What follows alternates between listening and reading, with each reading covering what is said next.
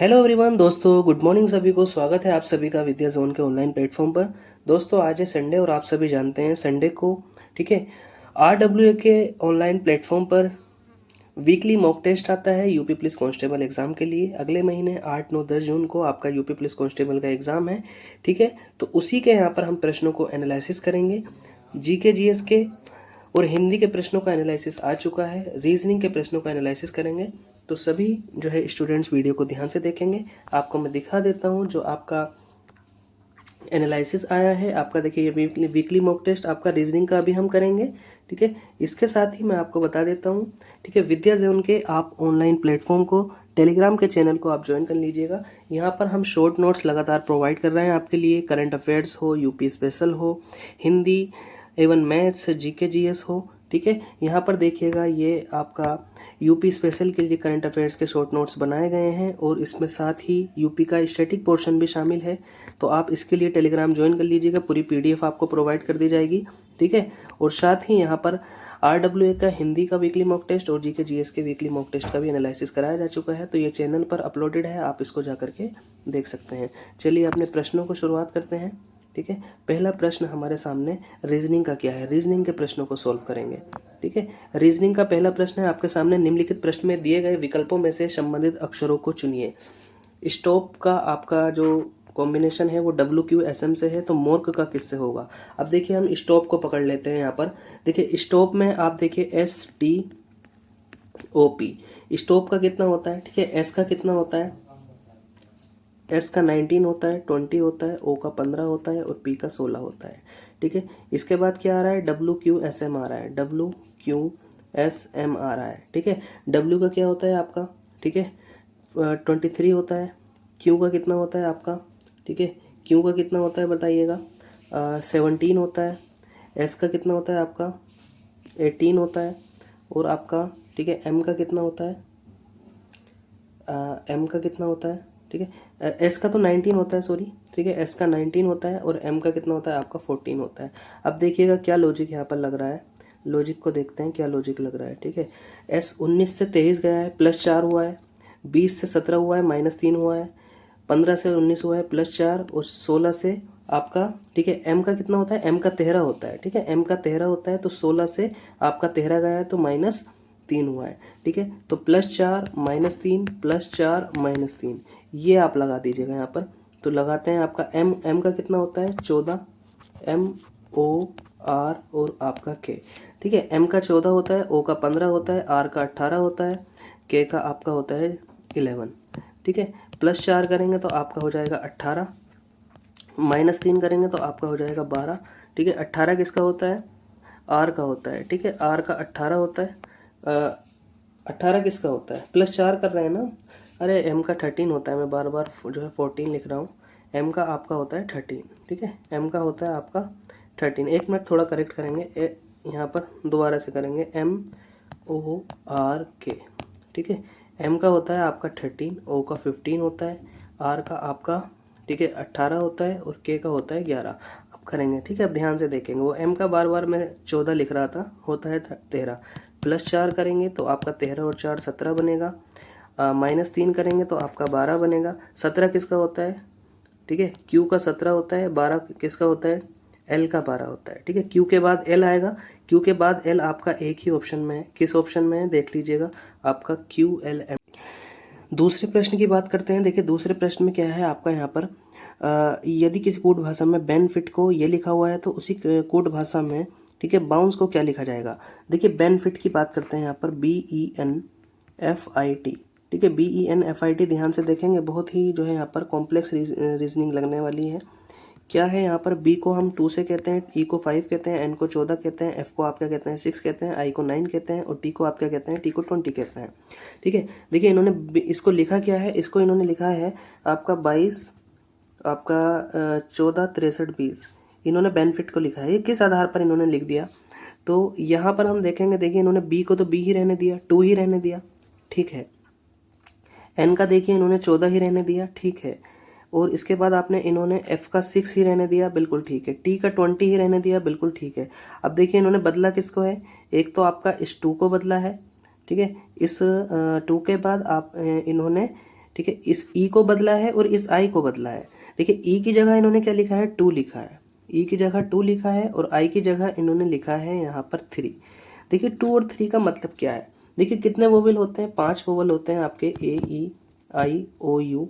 ठीक है, ए पहले क्रम का होता है, ई दूसरे क्रम का, सी तीसरे क्रम का, ओ चौथे क्रम का, यू पांचवें क्रम का। ठीक है, तो अब देखिएगा ई की जगह इन्होंने 2 लिख दिया है और आपका आई की जगह 3 लिख दिया है, 2 और 3। इसी तरह से हमें बाउंस को मिलाना है। ठीक है, अब देखिएगा तो कॉन्सोनेंट में कोई परिवर्तन नहीं किया है, वोवेल में परिवर्तन किया है। बी वोवेल है तो शुरू में 2 आए, बी सो है आपका कॉन्सोनेंट है, व्यंजन है, तो बी की जगह 2 आएगा, बी की जगह 2 आएगा तो ए ऑप्शन तो होगा नहीं।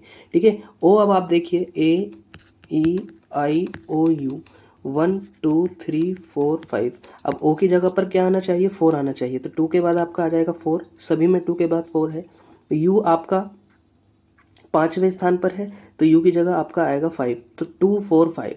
ठीक है, 2 4 5 सी और डी में से आंसर होगा। अब एन की जगह तो 14 ऐसे ही आ जाएगा, कॉन्सोनेंट है, 2 4 5 14, आंसर आपके सामने आ गया डी। सी की जगह 3 आएगा और ई की जगह आपका आएगा 2। ठीक है, तो आंसर आपका बन जाएगा यहाँ से डी। चलिए नेक्स्ट क्वेश्चन पर चलते हैं, क्वेश्चन नंबर 3 पर। नीचे दिए गए विकल्पों में सबसे भिन्न का चयन करना है, सबसे भिन्न जो है इनमें हमें उसका चयन करना है। ठीक है, तो यहाँ पर देख लेते हैं, सोर, सोतलू, नोरगे और मेजनियास, क्या लिखा हुआ है, MEJNIAAS। ठीक है, अब यहाँ पर हम अगर करेंगे आपका, ठीक है, अगर हम यहाँ पर करते हैं देखिए सोर से आपका रोज बन रहा है, एक सार्थक शब्द बन रहा है रोज। ठीक है, लोटस बन जाएगा इससे, लोटस, लोटस का मतलब कमल होता है, रोज कमल।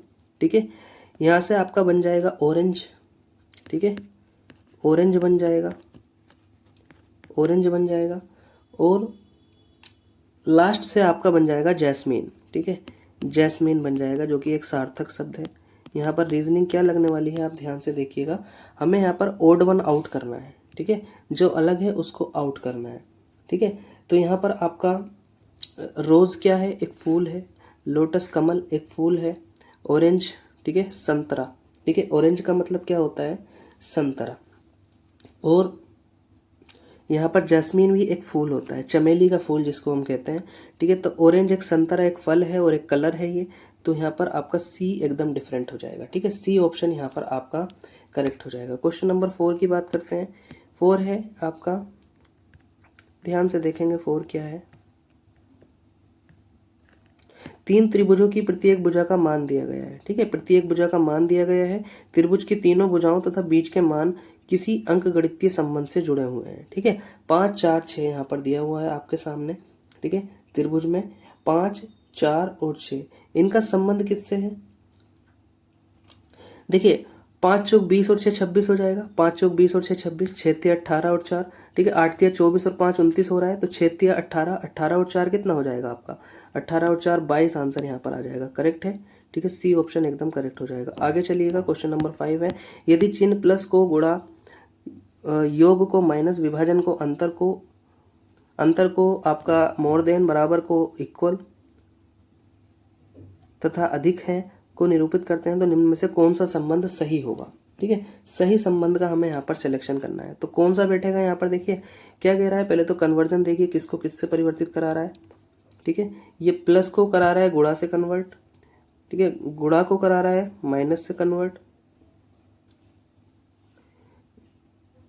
योग आपका माइनस को कर रहा है, नहीं गुणा योग को कर रहा है, सॉरी, एक बार ध्यान से देखेंगे यहाँ पर, प्लस बता रहा है गुणा को, गुणा बता रहा है योग को, माइनस बता रहा है डिवीजन को, भाग बता रहा है माइनस को। ठीक है, ये इसका उल्टा, ये इसका उल्टा, और ये वाला जो साइन है ये बराबर को बता रहा है, और ये वाला जो साइन है ये अधिक को बता रहा है। ठीक है, ये इससे परिवर्तित कर रहा है, ये इससे परिवर्तित कर रहा है, ये इससे और ये इससे। ठीक है, तो कौन सा संबंध यहाँ पर सही बैठेगा आपका, यहाँ पर हम बात कर लेते हैं। ठीक है, तो यहाँ पर 4 ऑप्शन है, जो करेक्ट है मैं उस पर बात करता हूँ। आप सी ऑप्शन पर आइए, 7 + 2 × 5 - 5 + 2 = 7। ठीक है, देखिए 7 है यहाँ पर, सबसे पहले आप आ जाइएगा यहाँ पर। ठीक है, 7 प्लस को मुझे क्या लिखना है, प्लस को मुझे लिखना है यहाँ पर इंटू 7 इंटू 2, इंटू को मुझे प्लस लिखना है +5 माइनस को मुझे भाग लिखना है, भाग आपका, ठीक है, +5 भाग 5, और प्लस को मुझे इंटू लिखना है इंटू 2, और इसको लिखना है मुझे मोर देन, ठीक है, मोर देन। तो अब यहाँ पर जोड़िए 7 दूनी 14, ठीक है, 5 से 5 एक बार चले जाएगा, 7 दूनी 14, ठीक है, और आपका +1, ठीक है, +1 गुणा 2, 2 एकम 2, ठीक है, 14 और 2 आपका कितना आ जाएगा यहाँ पर 15 आ जाएगा। 15 7 से बड़ा है, बिल्कुल सही है, आपका सी ऑप्शन यहाँ पर करेक्ट हो जाएगा। बाकी जो है इनकरेक्ट होंगे, आप करके देख लेना एक बार। 6 क्वेश्चन की बात करते हैं यहाँ पर।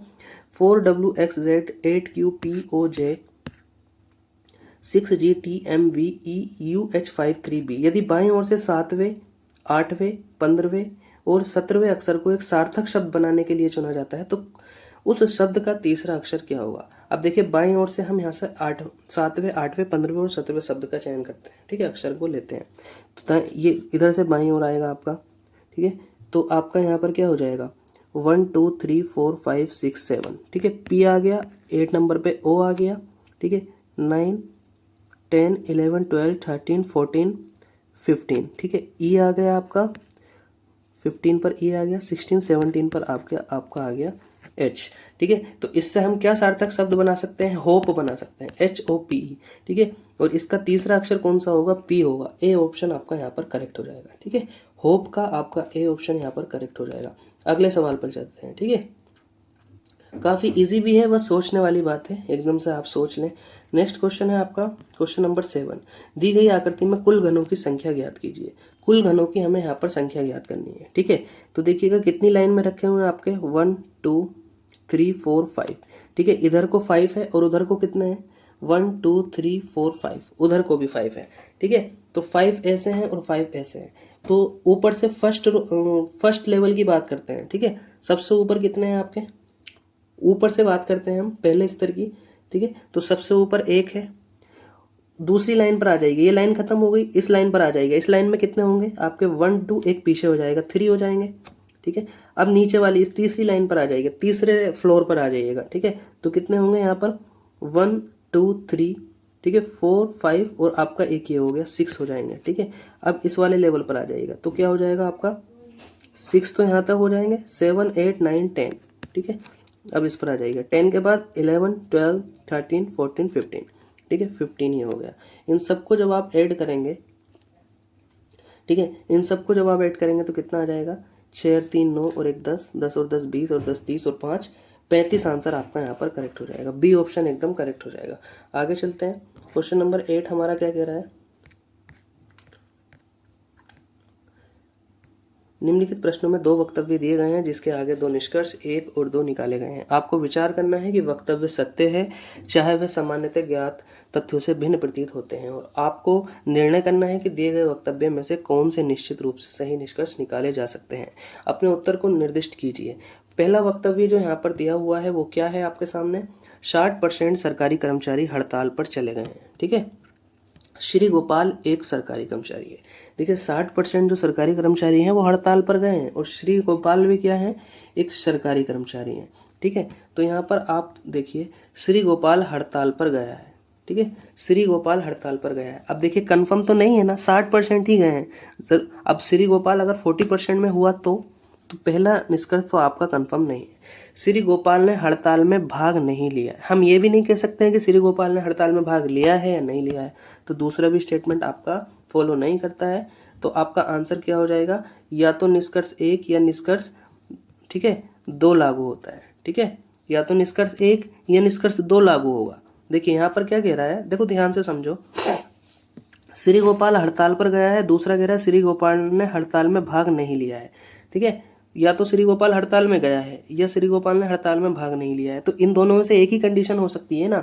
देखिए 60% ने हड़ताल में भाग लिया है, 40% ने भाग नहीं लिया है, ठीक है। अब श्री गोपाल भी सरकारी कर्मचारी है, वो तो इन दोनों में से एक होगा ना, या तो गया होगा हड़ताल पर या नहीं गया होगा। तो डी ऑप्शन यहाँ पर आपका करेक्ट हो जाएगा। या तो निष्कर्ष 1 या निष्कर्ष 2 लागू होता है, ठीक है, या तो वह गया है या नहीं गया है। उस विकल्प का चयन कीजिए जिसमें दी गई संख्याओं के बीच सही संबंध है, जो दिए गए संख्या युग में दी गई संख्या के बीच है। देखिए 11 132 से किस प्रकार संबंधित है, 11 132 से आपका किस प्रकार संबंधित है? 11 और 1 मिनट सॉरी 11 और 132 को आप देखिए, ठीक है। ऐसे ही नीचे कोई संबंध निकल करके आएगा।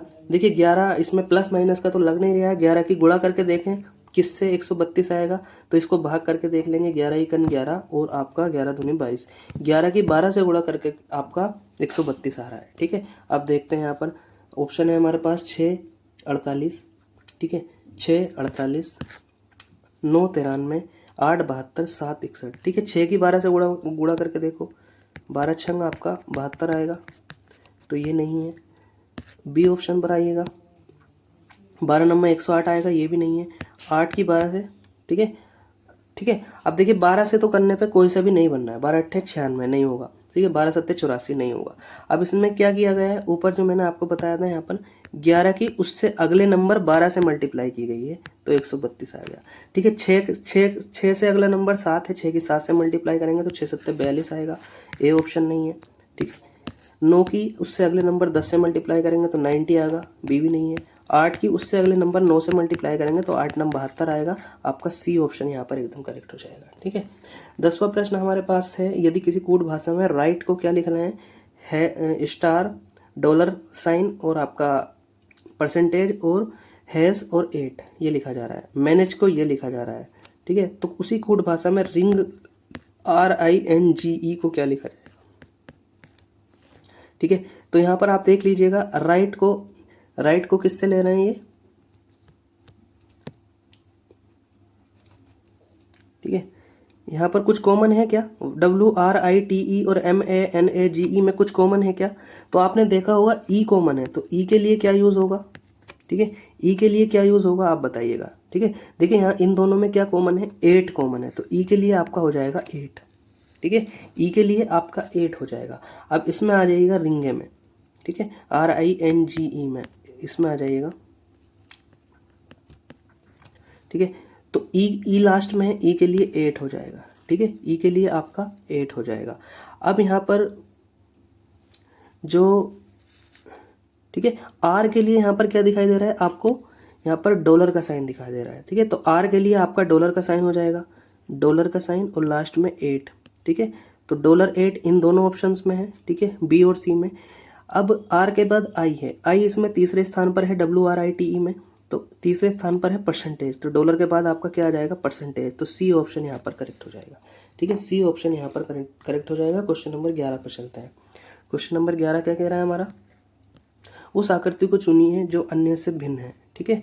देखिए इसको देखिए, इसको देखिए, इसको देखिए, इसको देखिए, ठीक है, अन्य से भिन्न कौन सी है। देखिए यहाँ पर भी दोनों जो आपके हैंड्स हैं इनके बीच में 90 डिग्री का एंगल बन रहा है, ठीक है, दोनों के बीच में 90 डिग्री का एंगल बन रहा है। अगर हम बात करें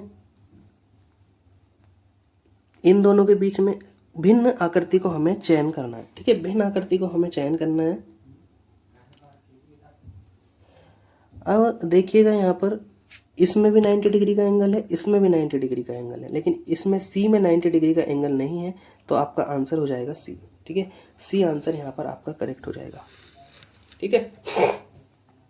चलें आगे नेक्स्ट क्वेश्चन पर चलते हैं। क्वेश्चन नंबर 12 हमारा क्या कह रहा है, क्वेश्चन नंबर 12 है कि व्हाट वुड यू डू, ठीक है। तो आपके सामने है प्रश्न, पूछताछ के समय अपराधी अपशब्द का प्रयोग करता है, तो आप क्या करेंगे। देखिए अपराधी से हम पूछताछ कर रहे हैं, आप पुलिस में हैं और वो आपको गाली दे रहा है या अपशब्द का इस्तेमाल कर रहा है बीच बीच में, तो क्या करेंगे, शांत रहेंगे और अपनी पूछताछ जारी रखेंगे। अपराधी को अपशब्दों का प्रयोग करने के लिए पीटेंगे, अपराधी को वापस अपशब्दों से संबोधित करेंगे, यानी कि आप पलटकर खुद भी गाली देंगे, अपने सहयोगी से समस्या से निपटने के लिए कहेंगे, ठीक है। तो आप क्या कहेंगे यहाँ पर, देखिए प्रशासनिक परीक्षाओं में या फिर किसी भी परीक्षा में नैतिक और धैर्यवान और कानूनी रूप से हमें सही शब्द का इस्तेमाल करना चाहिए, ठीक है। तो यहाँ पर हम क्या करेंगे, ठीक है, यहाँ पर देखिए जो नेगेटिव होगा हम उसको एलिमिनेट कर देंगे, अपने सहयोगी से समस्या से निपटने के लिए तो नहीं कहेंगे क्योंकि इसका मतलब हम वहाँ पर फेल हो रहे हैं। अपराधी को वापस अपशब्दों से भी संबोधित नहीं करेंगे, अपराधी को अपशब्दों का प्रयोग करने के लिए उसको पीटेंगे भी नहीं, हम शांत रहेंगे, बर्दाश्त करेंगे और उससे पूछताछ जारी रखेंगे, ठीक है। हम उससे जो हम जानना चाह रहे हैं वो जानने की कोशिश करेंगे, ठीक है, उसको इग्नोर करेंगे कुछ टाइम के लिए, वो गाली दे रहा है तो, ठीक है। चलिए नेक्स्ट क्वेश्चन है 13। अपने घर से निकलकर कमला दक्षिण दिशा में 50 मीटर गई। अब देखिए मान लीजिएगा कमला का ये घर है, ठीक है, कमला का ये घर है, घर से निकल के वो दक्षिण दिशा में गई 50 मीटर, फिर बाएं मुड़कर 60 मीटर चली गई, ठीक है। बाएं किधर पड़ेगा उसका, क्योंकि वो इधर नीचे की तरफ आई थी तो उसका बायां पड़ेगा इधर, और बाएं की तरफ को वो कितना गई, 60 मीटर गई। फिर वह पुनः दाएं मुड़ी तो 30 आई, दाएं मुड़ेगी तो 30 मीटर नीचे आ जाएगी। अब उसे अपने घर सीधे पहुंचने के लिए कितने मीटर चलना पड़ेगा, ठीक है। अब उसे अपने घर सीधे पहुंचने के लिए कितने किलोमीटर चलना पड़ेगा, उसे सीधे अपने घर पहुंचना है तो उसे कितने किलोमीटर चलना पड़ेगा, इस बात का हमें ध्यान देना है, ठीक है। तो चलिएगा यहाँ पर हम बात करते हैं, उसे सीधे अपने घर पहुंचना है तो आपका सीधे अपने घर पहुंचना है उसे, तो उसका घर कहाँ पर पड़ रहा है, यहाँ पर पड़ रहा है, ठीक है। तो पहले तो वो यहाँ पर जाएगी 80 किलोमीटर, ठीक है, 80 किलोमीटर पहुँच जाएगी यहाँ पर, 30 यहाँ तक आ जाएगी वापस, देखिए यहाँ से वापस आ रही है, 30 आ गई, फिर सीधा 50 जाएगी। अब वो यहाँ से मुड़ जाएगी इधर की तरफ को 60 किलोमीटर, तो 8 6 14 140 किलोमीटर इसका आंसर यहाँ पर सही हो जाएगा, ठीक है। ए ऑप्शन यहाँ पर करेक्ट हो जाएगा, ठीक है। ये 80 हो गया यहाँ से यहाँ तक, और ये 60 हो गया, 140 किलोमीटर हो जाएगा, तो ए ऑप्शन करेक्ट हो जाएगा। अगला 14 क्वेश्चन है, यहाँ पर प्लस का अर्थ है माइनस, प्लस को माइनस लिख रहे हैं, ठीक है। प्लस को क्या लिख रहे हैं, ध्यान से देखिए, प्लस को माइनस लिख रहे हैं, गुणा को भाग लिख रहे हैं, भाग को गुणा लिख रहे हैं, भाग को प्लस लिख रहे हैं, सॉरी, ठीक है। भाग को क्या लिख रहे हैं, भाग को प्लस लिख रहे हैं और माइनस को गुणा लिख रहे हैं, तब हमें यहाँ पर करेक्ट बताना है। 252 में देखिए गुणा की जगह पर हम क्या लिख रहे हैं, यहाँ पर भाग लिख रहे हैं, ठीक है। माइनस की जगह पर हम क्या लिख रहे हैं, यहाँ पर गुणा लिख रहे हैं, प्लस की जगह पर हम यहाँ पर माइनस लिख रहे हैं, और भाग की जगह पर हम यहाँ पर क्या लिख रहे हैं, भाग की जगह पर हम यहाँ पर लिख रहे हैं गुणा, ठीक है। भाग की जगह पर हम लिख रहे हैं प्लस, ठीक है, प्लस लिख रहे हैं। तो ये हमारे सामने बन गया पैटर्न। अब देखिएगा यहाँ पर 252 को आप 9 से भाग करिए तो कितना आ जाएगा, 9 दूनी 18, और आपका 18 के बाद आपका कितना बचा, 7, 9 8 72, 28, ठीक है। 28 की गुणा हो रही है 5 से, माइनस हो रहा है 32 और प्लस हो रहा है 92, तो 28 पंजे कितना आएगा आपका 140, 140 में 32 और प्लस माइनस 32 हो रहा है, प्लस 92 हो रहा है, ठीक है। तो 60 हो जाएगा यहाँ पर, 32 हो जाएगा और 200 आंसर आ जाएगा यहाँ पर, ठीक है। डी ऑप्शन आपका करेक्ट हो जाएगा। अगला सवाल है 15वां प्रश्न, जिस प्रकार साइकोलॉजी का संबंध माइंड से है, ठीक है, साइकोलॉजी का संबंध माइंड से है, उसी प्रकार ट्रिग्नोमेट्री का संबंध किससे है जी। आप तो सीधा सीधा इसको जानते हैं, साइंस से है, मैथमेटिक्स से है, हाइट से या ट्राइंगल से, ठीक है। देखिए साइकोलॉजी किस पर लगती है, आपके माइंड को पढ़ने के लिए, ठीक है। तो ट्रिग्नोमेट्री में हम किसका अध्ययन करते हैं, बताइएगा, ट्रिग्नोमेट्री में हम किसका अध्ययन करते हैं, ट्रिग्नोमेट्री का रिलेशन किससे हो जाएगा। क्वेश्चन नंबर कौन सा है ये, क्वेश्चन नंबर है आपका 15, ठीक है। क्वेश्चन नंबर 15 की बात करते हैं, ठीक है। तो आप ट्राइंगल पे लगाते हैं, ट्रिग्नोमेट्री किस पर लगाते हैं, ट्राइंगल पे लगाते हैं, डी ऑप्शन यहाँ पर करेक्ट हो जाएगा। आगे चलिए क्वेश्चन नंबर 16 क्या कह रहा है, देखिए जेड बी का संबंध 25, एम सी 93, पी ए का संबंध क्या होगा, ठीक है। जेड बी जो है वो आपका 25 बनना है, तो जेड बी 25 कैसे बनेगा, जेड की वैल्यू कितनी होती है, जेड की वैल्यू 26 होती है और बी की वैल्यू होती है 2, ठीक है। जेड का विपरीत क्या होगा आपका, ए होगा, तो ए की 1 हो जाएगी, ठीक है, ए की 1 हो जाएगी, और आपका बी का विपरीत क्या हो जाएगा, बी का विपरीत हो जाएगा आपका वाई, और वाई का हो जाएगा आपका 25, ठीक है। और 25 की और 1 की गुणा करेंगे तो आपका आएगा 25, ठीक है। इस तरह से ये पैटर्न बना हुआ है। ऐसे ही आप एम सी में देख लीजिएगा, एम का कितना होता है 13 और सी का कितना होता है आपका 3, इसका अपोजिट कितना आ जाएगा, एम का अपोजिट 14 हो जाएगा, और 3 का अपोजिट क्या हो जाएगा आपका, ठीक है 24, ठीक है 23 का अपोजिट क्या निकल करके आएगा आपका, ठीक है। सी का अपोजिट क्या निकल करके आएगा, सी का अपोजिट होता है 24, ठीक है। अब हम क्या करेंगे इसकी, ठीक है, तो 93 आपको प्राप्त होगा, किस तरह से प्राप्त होगा, हाँ ये क्या हो गया था आपका 25 और 1, ठीक है, 24 और आपका ये आ जाएगा, ठीक है। अगर हम 3 से मल्टीप्लाई करें इसकी, ठीक है, 3 से मल्टीप्लाई करें तो आपका 93 आना चाहिए। देखो 93 है ना एम सी का, देखो सी का 3 हो जाएगा, एम का आपका हो जाएगा 13, ठीक है 13। तो आपका यहाँ पर 93 आना चाहिए, बस हमें ये रीजनिंग ढूंढनी है। सी का आपका हो जाएगा 24, 24 से तो 93 नहीं आ सकता है, तो हमें यहाँ पर क्या रीजनिंग लगानी पड़ेगी एक बार देखते हैं, ठीक है। एक बार देखते हैं क्या रीजनिंग यहाँ पर हमें लगानी पड़ेगी।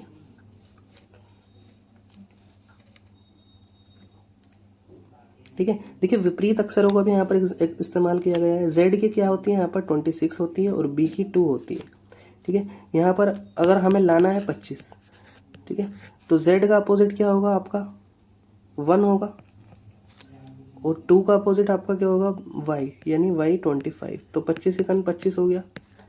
यहाँ पर तो आपका ये फिट बैठ रहा है। एम का क्या होता है, एम का 13 होता है और सी का होता है 3, ठीक है। तो 13 का अपोजिट क्या आएगा आपका 14 आएगा, 3 का अपोजिट आपका क्या आएगा 24 आएगा। यहाँ पर ये बैठना चाहिए, ठीक है। लेकिन यहाँ पर 93 नहीं आ रहा है हमारा, 93 नहीं आ रहा है, तो क्या करना चाहिए हमें, ठीक है। ये 3 से कट रहा है, 3 3 9 और 3 31 आ रहा है। यहाँ पर कुछ मिस्टेक है इस क्वेश्चन में, मुझे लग रहा है इस क्वेश्चन में कुछ मिस्टेक है।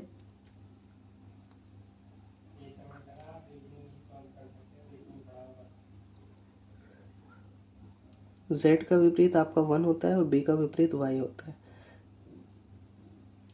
ठीक है। z b में b का विपरीत मान लिया गया है 25, ठीक है। b का विपरीत मान ले लिया इन्होंने यहाँ पर 25, ठीक है। अब एम सी में हम किसका विपरीत ले सकते हैं, यहाँ पर m का विपरीत आपका 14 है और c का विपरीत आपका 24 है। यदि m को हम c से मल्टीप्लाई करें, ठीक है, m का और c से मल्टीप्लाई करें हम तो कितना बनेगा 13 39, ऐसे भी नहीं बन पा रहा है, ठीक है, ऐसे भी नहीं बन पा रहा है। और इसका अपोजिट करें, फिर इसका अपोजिट हो गया 93, तो ऐसा है क्या, हाँ ऐसा ही है भाई। देखो मिल गई है इसकी रीजनिंग मुझे, ठीक है। इसमें थोड़ा सा लॉजिक वो अलग जा रहा था मेरा। जेड बी की वैल्यू कितनी है 25 दी हुई है, ठीक है। जेड की वैल्यू कितनी है ये बताओ आप, जेड की वैल्यू है आपकी 26 और बी की वैल्यू है आपकी 2, ठीक है। 26 दूनी 52 होता है और 52 को इन्होंने पलट दिया 25 कर दिया। देखो कितनी अलग तरीके से यहाँ पर रीजनिंग लगी हुई है। मैं कहीं और जा रहा था पहले, ठीक है। एम सी में यहाँ पर एम का कितना हो जाएगा 13 और सी का हो जाएगा 3, 13 3 39 हो जाएगा यहाँ पर। अब जब मैं इसको पलटूंगा तो 93 हो जाएगा, ठीक है। देखो कितना अलग ही तरीके से यहाँ पर दिया हुआ है। अब लास्ट में हम क्या करेंगे, लास्ट में हम करेंगे, हमारे पास है पी है, पी की कितनी होती है 16, ठीक है, और ए की होती है 1, ठीक है। 16 इकन 16 करेंगे और इसको पलटेंगे तो 61 आ जाएगा। यहाँ पर बी ऑप्शन आपका करेक्ट हो जाएगा। बहुत ही शानदार, गजब, बहुत बढ़िया क्वेश्चन था ये। 17 पर आ जाइएगा। निम्नलिखित अनुक्रम की पूर्णता हेतु चारों में से सही विकल्प का चयन कीजिए, ठीक है। तो A dash B B C dash double dash है यहाँ पर, ए बी डबल डैश है क्या, नहीं 4 ऑप्शन हमें फिल करना है, ठीक है। तो डबल डैश नहीं है, सिंगल डैश ही है, आपको 4 जगह फिल करना है। तो टोटल गिन लेंगे एक बार कितने हैं, 1 2 3 4 5 6 7 8 9 10 11 12 13 14 15 16 17 18 है हमारे सामने, ठीक है। तो 18 को हम किस तरह से तोड़ सकते हैं, या तो 4 का बना सकते हैं या 6 का बना सकते हैं, ठीक है। 4 का या 6 का ग्रुप बना सकते हैं आप। तो आप एक बार देखिएगा, हम 6 का ग्रुप बनाते हैं, 1 2 3 4 5 6, ठीक है। 1 2 3 4 5 6, 1 2 3 4 5 6, ठीक है। तो यहाँ पर देखिए लास्ट में क्या आ रहा है, बी बी सी सी, तो इसका मतलब ए होगा। यहाँ पर क्या है, बी बी, यहाँ पर सी सी होगा, A B B C C, A B B C C, A B B C C, ये है। तो ए सी बी ए आंसर हो जाएगा, A C B A B option में है, बी आंसर आपका एकदम करेक्ट हो जाएगा। यहाँ पर क्वेश्चन नंबर आपका 18 पर आइएगा। देख कभी कभी टाइम लग जाता है रीजनिंग में, ठीक है। एक व्यक्ति दक्षिण दिशा की ओर मुंह करके खड़ा है, तो कोई व्यक्ति है वो दक्षिण दिशा की ओर मुंह करके खड़ा है, नीचे की ओर मुंह करके खड़ा है। वह घड़ी की सुई की विपरीत दिशा में, ठीक है, घड़ी की सुई की दिशा में नहीं, घड़ी की सुई की विपरीत दिशा में 135 डिग्री घूमता है, ठीक है। तो विपरीत दिशा क्या होगी, ऊपर को जाएगा 135 घूमो, देखो पीछे को जाएगा तो 180 हो गया सीधा, 180 नहीं घूमना है, 135 घूमना है। यहाँ पर 190 यहाँ पर 90 हो गया, यहाँ पर हो गया आपका 135, 45, ठीक है। तो 135 हो गया। फिर घड़ी की सुई की दिशा में 180 डिग्री घूमता है, 180 डिग्री घूमेगा तो यहाँ आ जाएगा, ठीक है। अब वह किस दिशा में है, ठीक है, तो अब वो किस दिशा में है, यहाँ से दिशा काउंट होगी ना, पहले वो दक्षिण में था, अब किस में हो गया, दक्षिण पश्चिम में हो गया, तो आंसर बी आपका करेक्ट हो जाएगा। आगे चलते हैं नेक्स्ट क्वेश्चन पर। कौन सी संख्या सभी भारतीय अध्यापकों को दर्शाती है जो वकील भी हैं, ठीक है, यहाँ भारतीय हैं या वकील हैं या अध्यापक हैं, ऐसे भारतीय अध्यापक हमें बताने हैं, ठीक है। तो भारतीय अध्यापक कौन से होंगे, ये भारतीय अध्यापक हो गए 4 और 3, लेकिन जो वो वकील भी हैं तो 3 हो गए आपके ऐसे, ठीक है, 3 हो गए, आंसर आ जाएगा आपका बी। नेक्स्ट क्वेश्चन है,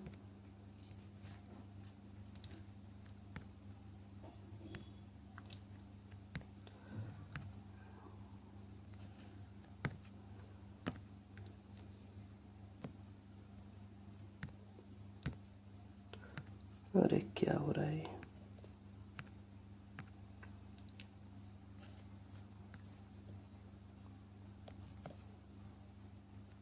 चलिए नेक्स्ट क्वेश्चन को देखते हैं। क्वेश्चन नंबर नेक्स्ट है आपका 20 प्रश्न क्या है, निम्नलिखित कथन पढ़ें और उत्तर दें, निम्नलिखित तर्कों में से कौन सा मजबूत है। कथन, रेबीज संबंधित मौत को खत्म करने के लिए क्या सभी आवारा कुत्तों को सुख में मृत्यु देनी चाहिए, ठीक है, क्या सभी आवारा कुत्तों को सुख में मृत्यु देनी चाहिए। तर्क है, हाँ, आवारा कुत्ते विशेष रूप से भारत में लोगों के लिए बहुत बड़ा खतरा है। हर साल विश्व में रेबीज से होने वाली मौतों में से 36% अकेली भारत में होती हैं। नेक्स्ट है आपका, नहीं, उन्हें मारा नहीं जा सकता, ये लोगों पर निर्भर है कि वो खुद अपने आप को इस तरह के हमले से बचाएं। ये तो आपका था प्रश्न। अब है तर्क 1 और तर्क 2 दोनों में से कोई भी मजबूत नहीं है, केवल तर्क 1 मजबूत है, केवल तर्क 2 मजबूत है, या तर्क 1 और 2 दोनों मजबूत हैं। तो यहाँ पर देखते हैं, अपना तर्क लगाते हैं हम यहाँ पर कौन सा सही है, ठीक है। तो क्वेश्चन नंबर आपका ठीक है, देखिए पहला कह रहा है कि हाँ, आवारा कुत्ते विशेष रूप से भारतीय लोगों के लिए बहुत बड़ा खतरा है। हर साल विश्व में रेबीज से होने वाली मौतों में 36% अकेली भारत में होती है, ठीक है। दूसरा है आपका, नहीं, उन्हें मारा नहीं जा सकता है, ये लोगों पर निर्भर है कि वे अपने आप को इस तरह से, देखिए लोगों पर निर्भर थोड़ी है वो अपने आप को बचाएं, कुत्तों को भी हमने कुछ ना कुछ करना पड़ेगा। रेबीज संबंधित मौत को खत्म करने के लिए क्या सभी आवारा कुत्तों को सुख में मृत्यु देनी चाहिए, ये पूछ रहा है। हाँ, सुख में मृत्यु देनी चाहिए, कह रहा है मृत्यु देनी चाहिए। देखिए सुख में मृत्यु नहीं, उनको कहीं अलग कर सकते हैं, तो दोनों ही आपके यहाँ पर ये फॉलो नहीं करेंगे। कौन सा आंसर हो जाएगा मेरे अकॉर्डिंग, ठीक है, ए। दोनों में से कोई सा भी मुझे मजबूत नहीं लग रहा है तर्क, ए ऑप्शन आपका करेक्ट हो जाएगा। देख लेना आप एक बार। क्वेश्चन नंबर 21 पर आइएगा, काफ़ी टाइम लग रहा है इसको करने में। यदि बीते हुए कल से पहले का दिन सोमवार था, ठीक है, देखिए बीता हुआ कल, देखिए ये आज है आपका, ये रहा आपका आज, ठीक है, ये आपका हो गया बीता हुआ कल, ठीक है, ये बीता हुआ कल हो गया। बीते हुए कल से पहले का दिन सोमवार था, इससे पहले क्या था आपका, ये मंडे था, ठीक है। तो अपने वाले कल का अगला दिन क्या होगा, ठीक है, ये कल हो जाएगा, और ये उससे अगला दिन ये क्या होगा, Monday, Tuesday, Wednesday, Thursday, Friday, तो फ्राइडे होगा, ए ऑप्शन आपका करेक्ट हो जाएगा, ठीक है। फ्राइडे आंसर होगा भाई, फ्राइडे आंसर होगा, ए ऑप्शन आपका एकदम करेक्ट हो जाएगा, ठीक है। आगे चलते हैं, क्वेश्चन नंबर आपका नेक्स्ट क्या है जी, 22 थोड़ा फटाफट करेंगे अब। उस विकल्प आकृति का चयन करें जिसमें आकृति x उसके एक हिस्से के रूप में अंतर्निहित है, ठीक है। तो कौन सी आकृति में आपको ये आकृति दिखाई दे रही होगी, एक बार गौर करेंगे ध्यान से। देखो ये एक सीधी लाइन है, ठीक है, ये एक सीधी लाइन है, ये सीधी लाइन है, और इसके ऊपर ये है, तो आप इसी को पहले फाइंड करो कहाँ पर मिल रही है आपको, ठीक है। फिर उसके बाद ये एक आयताकार है, और यहाँ पर ये एक लाइन है, ठीक है, यहाँ पर एक ये लाइन है आपकी 90 डिग्री पे, तो ये मुझे कहाँ नज़र आ रही है, देखिए इसके बराबर में ये इस तरह से बॉक्स बना हुआ है, देखिए यहाँ पर ये बॉक्स कहीं नहीं है, ठीक है, आपका यहाँ पर नीचे बॉक्स तो है, लेकिन ये 90 डिग्री वाली लाइन नहीं है, तो ये भी नहीं होगा, ठीक है। नीचे यहाँ कोई ऐसा बॉक्स नहीं है, तो आपका यहाँ पर नहीं, ये वाली मैंने कट कर दी, ये नहीं होगा, ठीक है। यहाँ पर सीधी लाइन है, यहाँ पर इस तरह से लाइन नहीं है, तो ये भी नहीं होगा, आपका ए ऑप्शन यहाँ पर करेक्ट हो जाएगा, ठीक है। ए ऑप्शन मुझे लग रहा है एकदम करेक्ट। एक बार और मैं देख लेता हूँ, हाँ, बी तो नहीं है, बी नहीं है,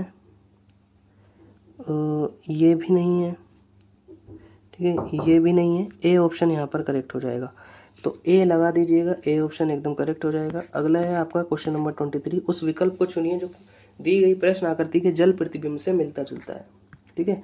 जल प्रतिबिंब के बारे में हमें यहाँ पर बताना है ये प्रश्न आकृति है, उत्तर आकृति कौन सी यहाँ पर जल प्रतिबिंब बनाएगी? क्वेश्चन नंबर कौन सा था ये? क्वेश्चन नंबर 23 था। ठीक है, 23 में जल आकृति कौन सी बन रही है, ये आपको यहाँ पर देख करके बताना है। ठीक है, तो जल आकृति में ये इसका अपोजिट बनेगा। ठीक है, ये इसका अपोजिट बनेगा, तो ये देख लीजिएगा, ये यहाँ पर आएगा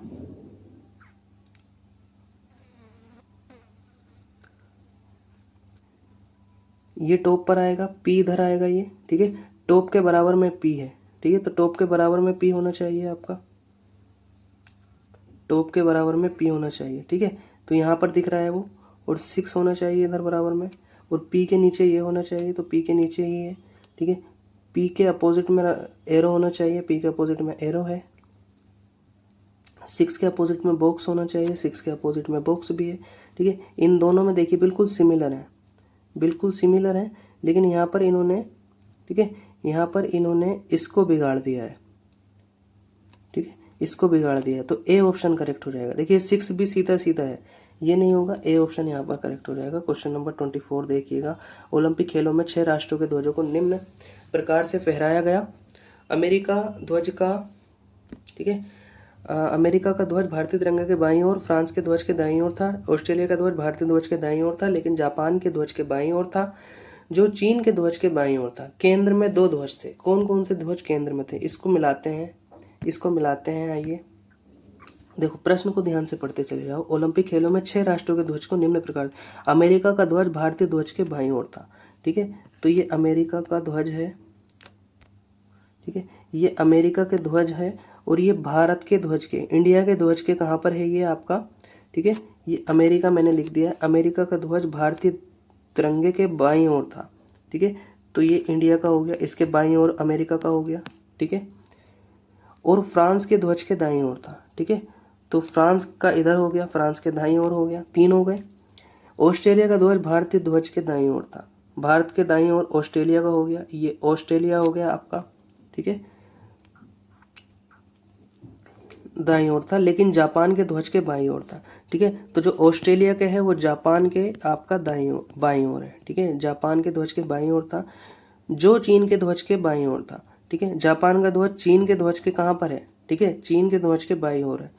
तो यहाँ पर ये आपका पैटर्न बन गया है, आई यहाँ पर आ जाएगा, ऑस्ट्रेलिया अमेरिका यहाँ पर आ जाएगा, और ये आ जाएगा फ्रांस। तो 1 2 3 4 5 6, बीच में 2 आपके कौन से पड़ रहे हैं? इंडिया और अमेरिका। ठीक है, तो भारत और अमेरिका यहाँ पर ए ऑप्शन करेक्ट हो जाएगा आपका। नेक्स्ट है, ठीक है, अच्छा ये आसान प्रश्न था। क्वेश्चन नंबर है आपका 25, old plus old plus old, इस ये बन गया आपका गुड। 25 है, old plus old plus old, ये आपका गुड बन गया है। ठीक है, if O is equal to 4, L is equal to 8 and G is equal to 1। ठीक है, O is equal to 4, L 8 और G 1 है। ठीक है, ये बन रहा है गुड। तो आइए इसको ब्रेक करते हैं। यहाँ पर O 4 है, ठीक है, L 8 है, ठीक है, 4 8 4 8, ठीक है, यहाँ पर कुछ होगा, ये प्लस हो रहा है, क्या बन रहा है आपका? G की जगह क्या है यहाँ पर? 1 है। ठीक है, 1, O की जगह आपका क्या है? 4 है। ठीक है, O की जगह आपका 4 है, यहाँ पर भी 4 आएगा, और D की जगह हमें पता नहीं चल रहा है कि D की जगह क्या होगा। ठीक है, और ये आपका गुड बन गया है इस तरह से। ठीक है, इस तरह से ये आपका गुड बन गया है। 25 नंबर का प्रश्न है ये। ठीक है, क्वेश्चन नंबर ये 25 है। टाइम काफ़ी लग रहा है आज के क्वेश्चंस में, चलिएगा देख लेते हैं। ठीक है, लास्ट क्वेश्चन रहेगा ये। ठीक है, बाद में बाकी के 25 प्रश्न बाद में करेंगे। ठीक है, old plus old plus old बराबर गुड बन रहा है, तो एक बार हम देख लेते हैं। और O की वैल्यू हमें दी हुई भी है 4। ठीक है, 4 8, और आपका D क्या होगा? ठीक है, अब आप यहाँ पर ये बात बताइएगा। ठीक है, L की वैल्यू 8 दी हुई है, L होता कितना है? 12 होता है। ठीक है, G की वैल्यू यहाँ पर 1 दी हुई, 1 किस हिसाब से दी हुई है?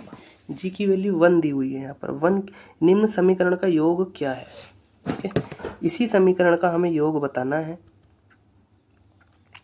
तो आपका क्या आएगा, ठीक है। तो मैंने क्या बताया था यहाँ पर ओ की जगह जी की जगह पर 1 रखना, ठीक है, और आपका डबल ओ की जगह पर 4 रखना, 4 रखना, ठीक है।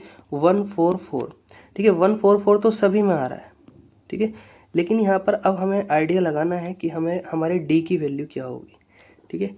डी की वैल्यू हमारी क्या होगी, ठीक है। डी की वैल्यू देखिए तीनों को जोड़ करके यहाँ पर वही आना चाहिए, आपका डी ही आना चाहिए। तो 0 रख के देखेंगे, 0 0 0, ठीक है, तो 0 ही आएगा।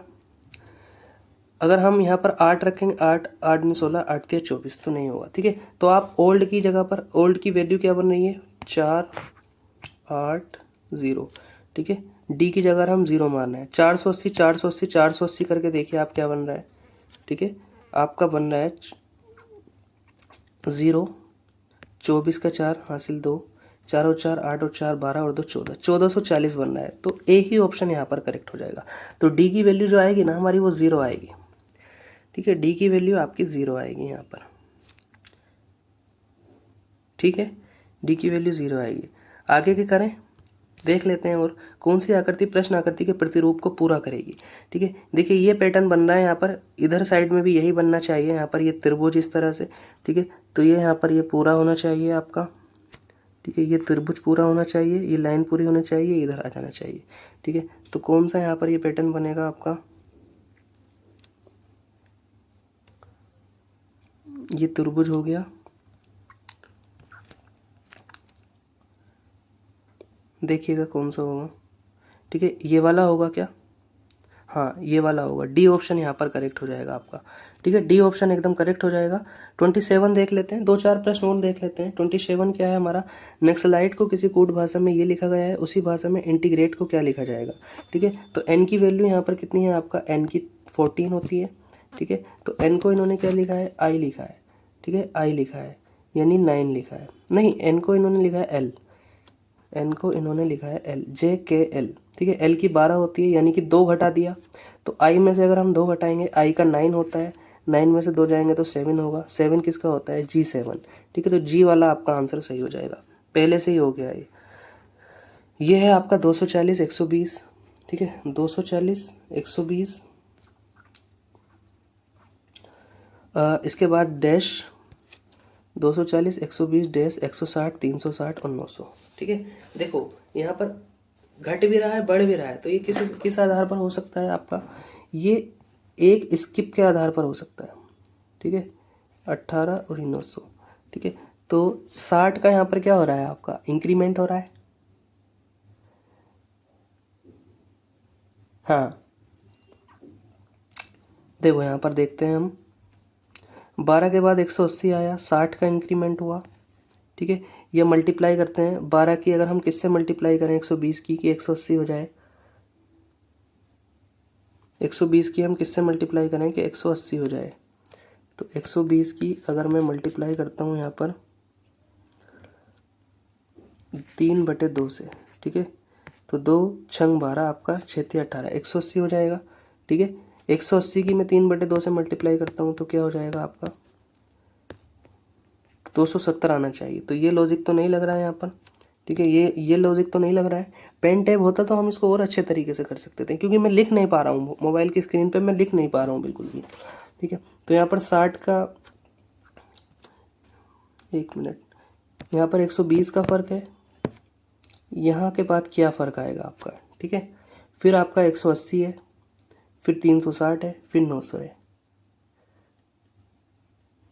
बताइए क्या होगा यहाँ पर, 180 है, उसके बाद 360 है, और उसके बाद आपका 900 है, ठीक है। देखते हैं इसको एक बार, कोशिश करते हैं, ठीक है। 240